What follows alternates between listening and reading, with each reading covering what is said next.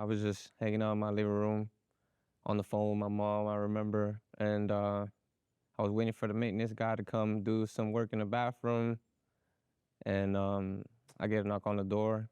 I'm thinking it's the maintenance people, and it turned out to be U.S. Marshals, had a warrant for my arrest. What went through your mind when you saw that? At that point, I knew something was wrong. Jorge Valle Ramos would soon find himself in prison for a crime he did not commit. We're going to show you how he and his attorney confronted this issue, how their efforts worked, what they learned from it, and the limitations he and others face when they try to prove they're innocent.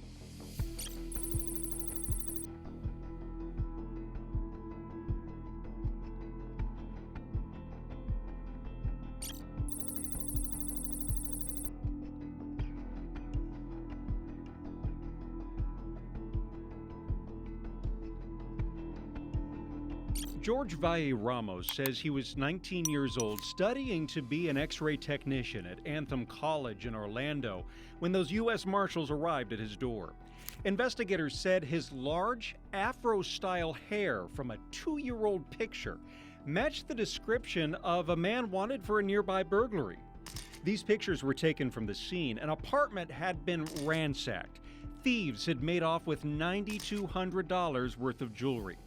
Witnesses picked Valle Ramos out of this photo lineup, and Orlando police arrested him, even though he no longer had the afro and he had an alibi. They had a warrant out for my arrest for a burglary that was committed, and instantly I knew everything was wrong, and they were wrong. Were you scared?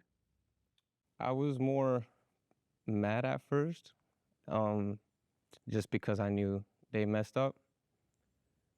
I started to get scared when I started going to court, seeing that they were really trying to pin this on me, offering me plea deals and stuff like that, me having to look for a lawyer.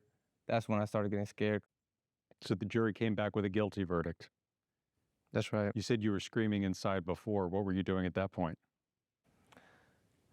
I just broke down in tears at that point, and now I became scared of something else, which is how much time I was going to get. The judge sentenced him to 2.5 years in prison. What was your time in prison like?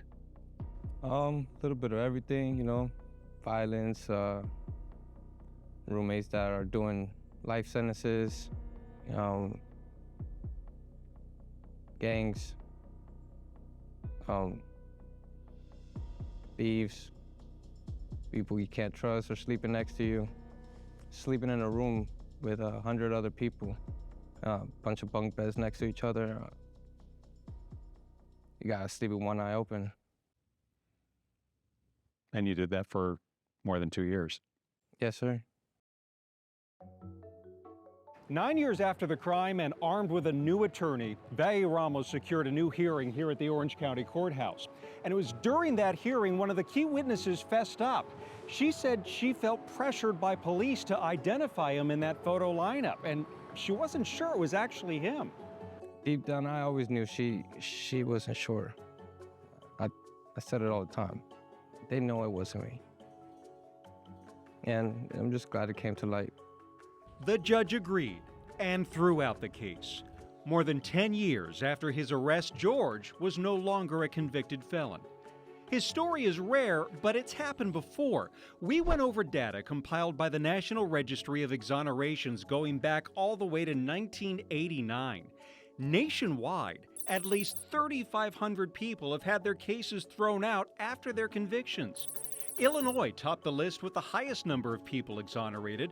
533 cases were thrown out there, followed by Texas, New York, California, and Michigan. Florida ranked 8th on the list with 90 exonerations. One of them was George's. Why was it important for you to be here today to talk to us? Hopefully my story can help somebody else. You know, it's I consider myself blessed because I got a second chance. Be sure to subscribe to Solutionaries to see all our latest videos right here on YouTube.